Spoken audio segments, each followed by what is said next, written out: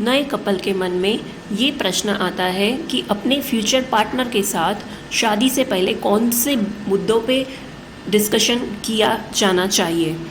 इस प्रश्न को हम 12 मुद्दों में देखेंगे। पहला मुद्दा डिस्कस करना है वो हर रोज़ का जीवन किस तरह जीना है उसके बारे में है। पेरेंट्स के साथ जीना है या इंडिपेंडेंट लिविंग करनी है। होम मेकिंग रोल की रिस्पॉन्सिबिलिटी का डिवीज़न किस तरह होगा। ये कोई पर्टिकुलर एक जेंडर की रिस्पॉन्सिबिलिटी नहीं है। Cooking, cleaning, electricity bill pay करना, अगर नौकर रखे हुए हैं तो उसका सुपरविजन करना, कुत्ते को घुमाने ले जाना, उसकी रिस्पॉन्सिबिलिटी का डिवीज़न किस तरह होगा वो डिस्कस करना चाहिए।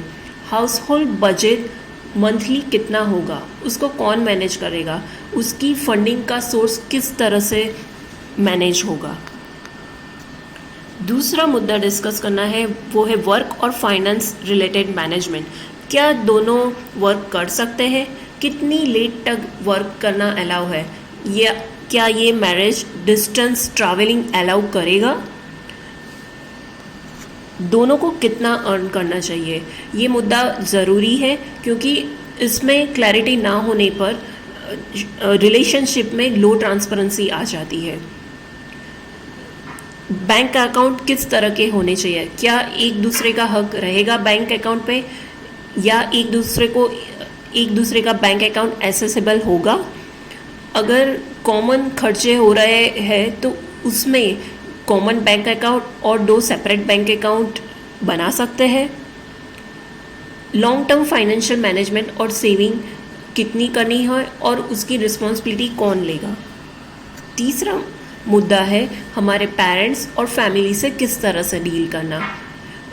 एक ही पेरेंट्स को प्रायोरिटी दी जाएगी या दोनों पेरेंट्स को।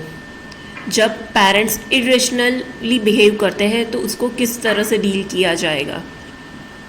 दूर के रिश्तेदारों से कितनी अहमियत दी जाएगी और उनकी डिमांड को कितनी हद तक पूरा किया जाना चाहिए।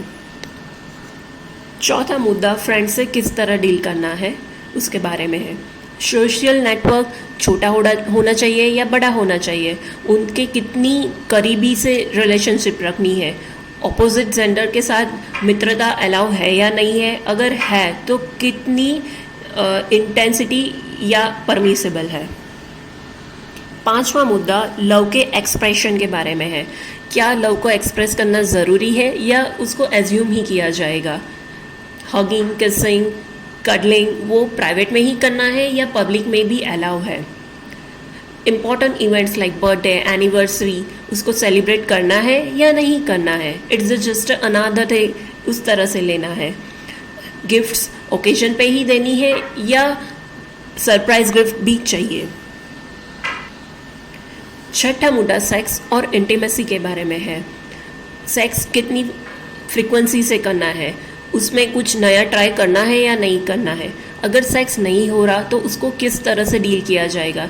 ये इम्पॉर्टेंट मुद्दा है क्योंकि एक पार्टनर के सेक्स के मना करने पर दूसरा पार्टनर इरिटेट होने लगता है। रिलेशनशिप में इस मुद्दे को लेकर कितनी हॉनेस्टी और ट्रांसपेरेंसी रहेगी। क्या दूसरे पार्टनर को दूसरे नाम से प्राइवेट में ही बुलाया जाना चाहिए या पब्लिक में भी अलाउ है। सातवां मुद्दा रिक्रिएशन एक्टिविटी के बारे में है। वीकेंड प्लान कैसे होने चाहिए।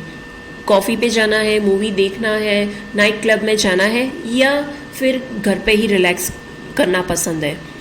ईयर में कितने वैकेशंस होंगे, इस वैकेशंस की बजट कितना होना चाहिए, और अकेले में ही जाना है या फ्रेंड्स और रिलेटिव के साथ वैकेशन मनाना पसंद है।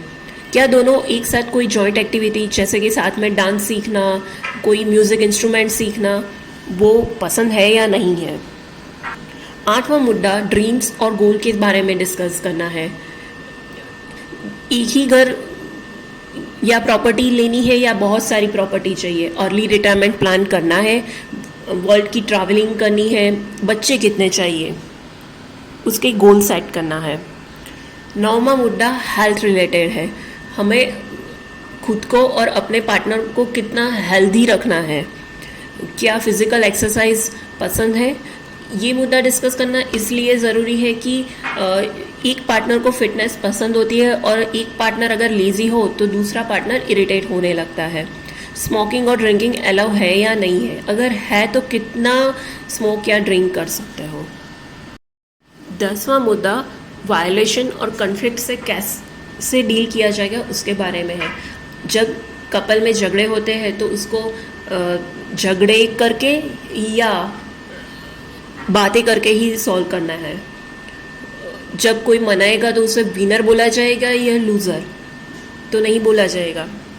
एब्यूज़ बिल्कुल नहीं कर सकते या कुछ हद तक एब्यूज़ टॉलरेबल है। डोमिनेंस किसका रहेगा और डोमिनेंस एक्सेप्टेबल है या नहीं है। 11वां मुद्दा बच्चों के बारे में है। बच्चे चाहिए या नहीं चाहिए, अगर चाहिए तो कितने होने चाहिए, बच्चे कब होने चाहिए।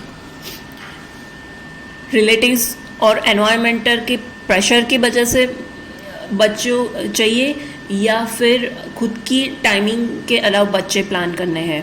पेरेंटिंग स्टाइल कैसा रहेगा, बच्चों की केयरिंग किस तरह से शेयर की जाएगी। 12वां मुद्दा वैल्यूज़ और बिलीफ सिस्टम के बारे में है। की वैल्यूज़ क्या होगी, हॉनेस्टी, एनवायरमेंटल की कंसर्न, फैमिलीज़ को प्रायोरिटी, ये जैसे मुद्दे कीज़ वैल्यू होते हैं। रिलीजियस और स्पिरिचुअल का एटीट्यूड कैसा है, अगर कीज़ वैल्यू में कन्फ्लिक्ट या तोड़ा जाता है तो उसको किस तरह से डील किया जाएगा। इस 12 मुद्दे को शादी से पहले डिस्कस कर लेने पर शादी के बाद झगड़े कम होते हैं।